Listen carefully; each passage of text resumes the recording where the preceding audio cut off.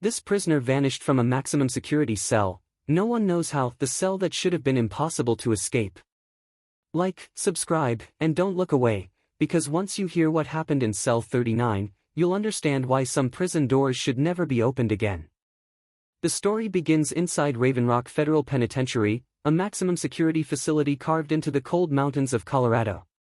It's the kind of place built for the worst of the worst, with reinforced steel corridors, motion sensors in every corner, and a reputation so severe that inmates whispered legends about men who entered but never came out sane.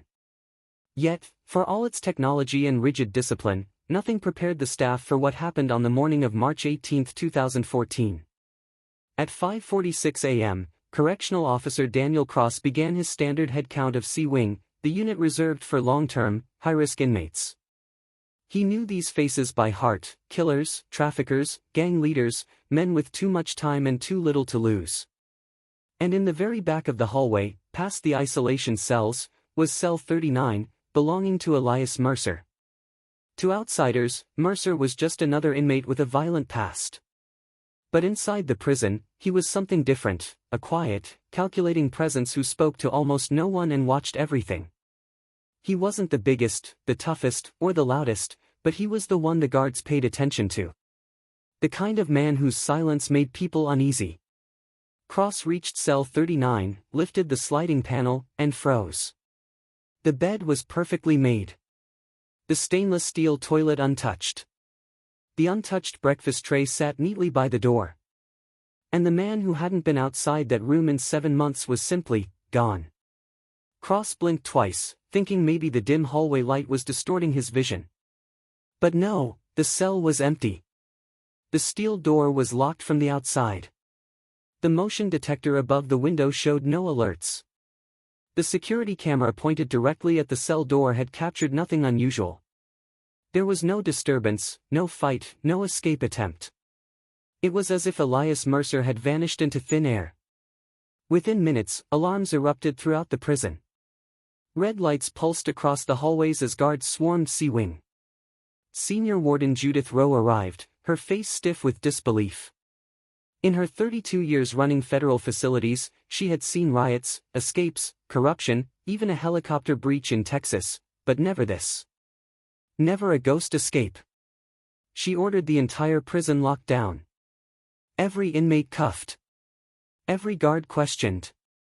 Every camera reviewed frame by frame. By noon, the FBI was on site. By evening, RavenRock Federal was on national news. Yet, none of it answered the most terrifying question: how does a man escape a sealed steel box without opening the door? FBI Special Agent Marcus Hale took point on the investigation. Hale was known for being relentless, a man who could spot a lie before it left someone's lips. The moment he walked into cell 39, he knew something was wrong. The room felt too neat, too staged. There was no scratch on the walls, no loose screws in the vents, no sign of a struggle.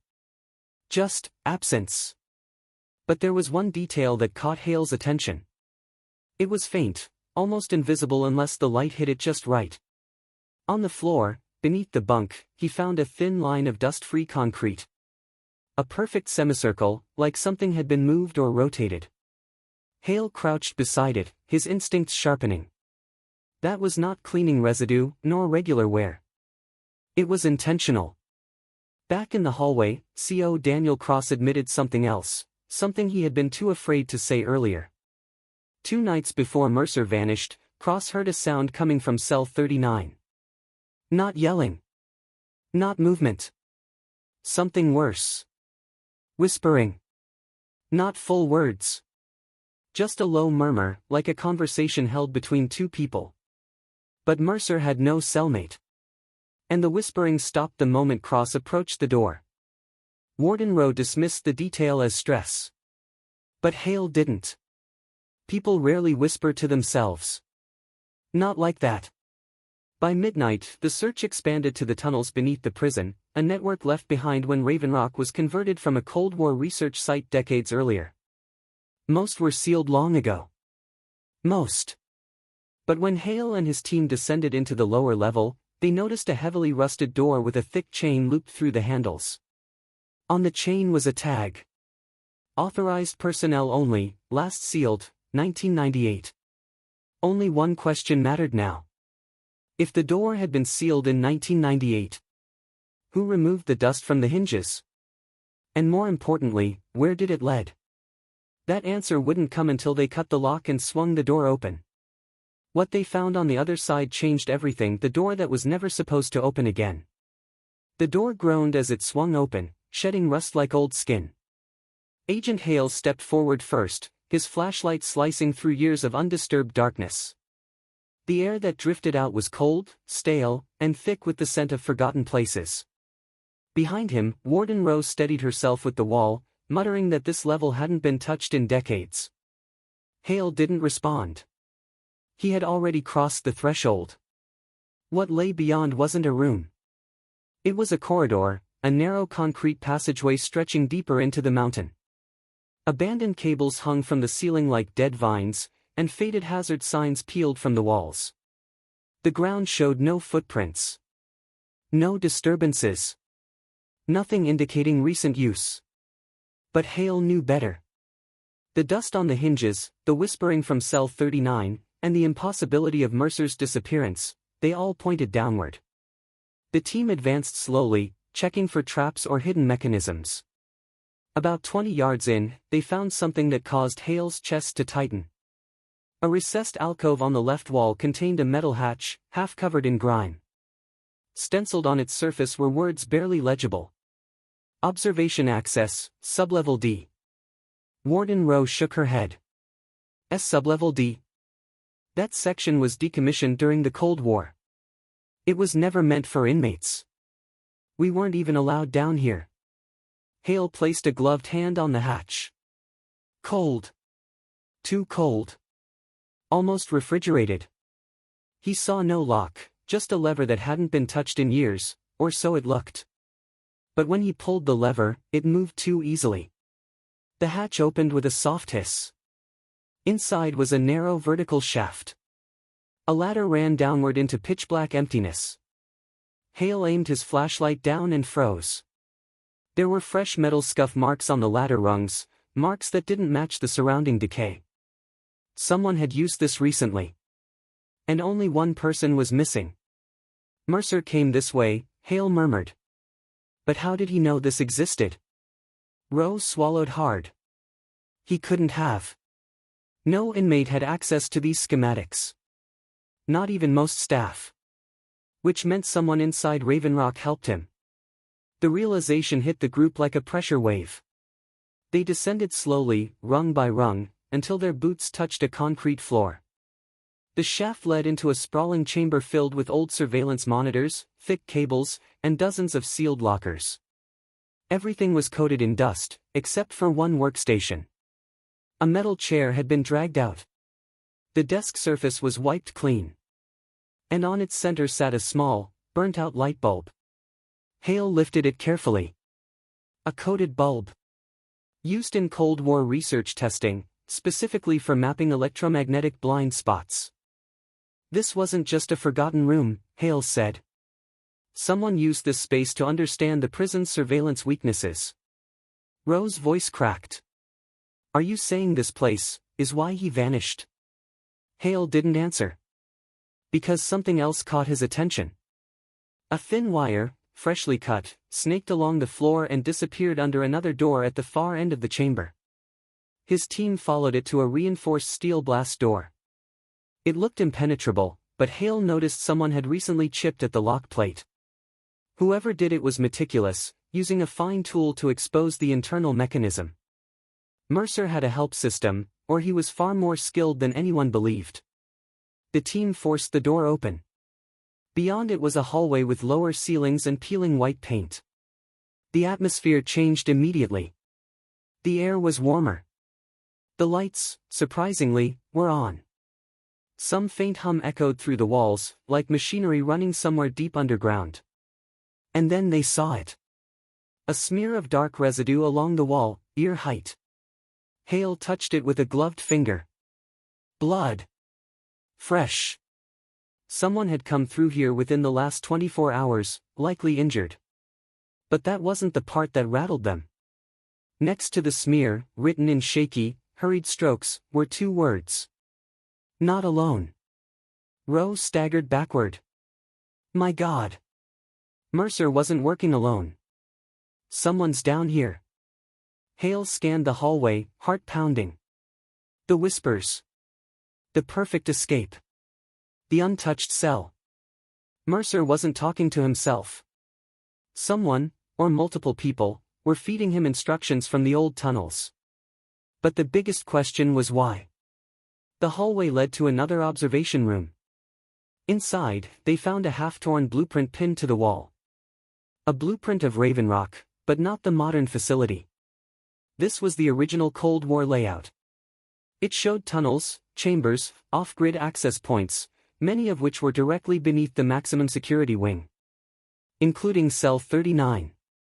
Someone had been mapping exit routes for years. Just as Hale reached for the blueprint, the overhead lights flickered violently, then cut out completely.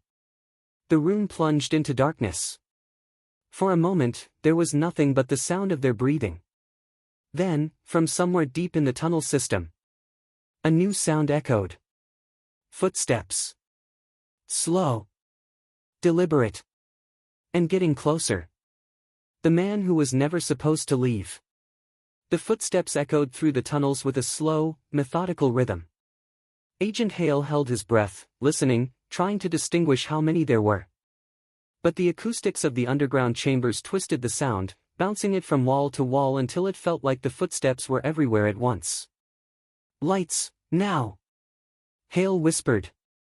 His team switched on their tactical flashlights, cutting through the darkness in sharp beams. Dust swirled like smoke in the air. Warden Rowe gripped her radio, knuckles white, but she hesitated to call for reinforcements. They all knew why. No one wanted to trigger a mass panic in a maximum security prison sitting on top of unknown tunnels. The footsteps stopped. Silence spread across the underground like a fog. Heavy. Expectant. Hale signaled his team forward and moved toward the source of the sound, sweeping the beam from wall to wall. The hallway branched left, a faint light flickered at the end. As they advanced, the smell changed. Less dust. More, chemical.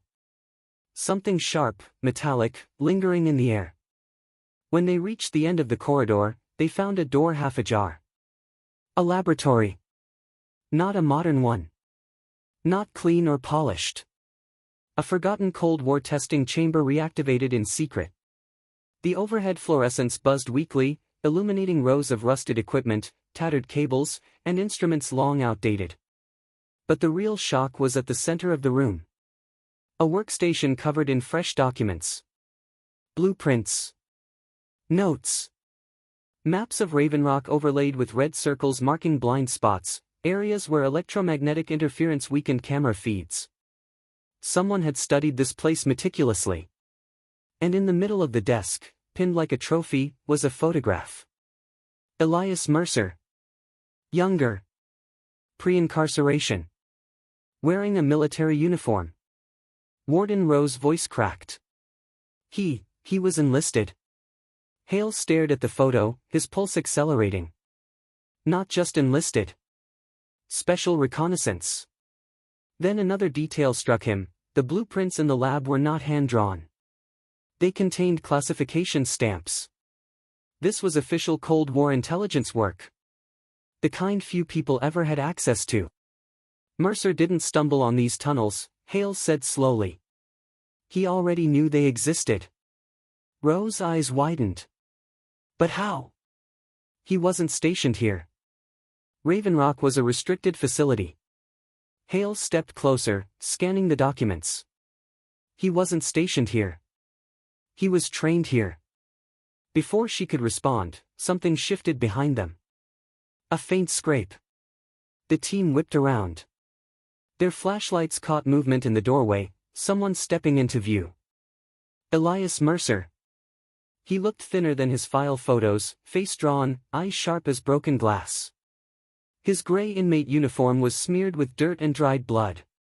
But he moved with absolute calm, hands raised slightly, not in surrender, but in control, like he was the only one who understood the rules of this place. Agent Hale, he said, voice surprisingly steady. You shouldn't be down here. Hale aimed his flashlight directly at him. You escaped a sealed cell. You knew about the tunnels. You knew about the surveillance patterns. Who helped you, Mercer? Mercer's lips curled into something between a smirk and pity. Helped me? No one helped me. I built this. He gestured to the room, the maps, the documents, the blind spot diagrams. This facility wasn't just a prison. Before that, it was part of a covert program, he continued. They trained soldiers in isolation resilience, psychological endurance. We were experiments long before the Cold War ended. Rowe stammered. That program was shut down. Everything was destroyed. Mercer shook his head. No. They shut down the funding. Not the program. Before Hale could respond, the building rumbled, a low, deep tremor that vibrated through the concrete floor. Dust fell from the ceiling. Somewhere in the tunnels, a heavy gate slammed shut. Mercer took a breath. I triggered the lockdown. No one else is coming down here. Hale stepped forward. Why escape now? Because I finally found what they hid from us. Mercer reached into his pocket and placed a small metallic device on the table. A single red light blinked on its surface. A signal jammer. The cameras in cell 39. The whispers. The perfect escape. It all connected. Mercer continued, they left us with scars, Agent Hale. Scars no one ever acknowledged. Years ago, I discovered the tunnels. But I needed access. Time. A reason for them to move me into isolation. And the reason? Hale asked. Mercer's eyes hardened. Because I told them the truth. And no one believed me. Another tremor shook the chamber, this time stronger. Mercer stepped back toward the door. You've seen enough. Now leave. None of this ends well if you stay. Hale raised his voice. Elias. If you walk out, the entire country will hunt you. Mercer met his eyes, calm and accepting. They already did. Then he slipped into the darkness. The tunnel lights flickered violently, then died completely. Hale lunged forward, but the blast door behind Mercer slammed shut with a deafening clang, sealing the passage. By the time backup arrived, Mercer was gone. The tunnels stretched for miles beneath RavenRock, many leading to collapsed chambers, old shafts, and abandoned access points. Tracking him was impossible. 3 months later, a camera glitch was reported in a Nevada detention center. A prisoner vanished from his cell during a 2-minute blackout. No forced entry. No alarms. No trace. And on the wall, written in dust. Not alone. If you think this story was intense, you're not ready for the next one, hit subscribe so you don't miss it.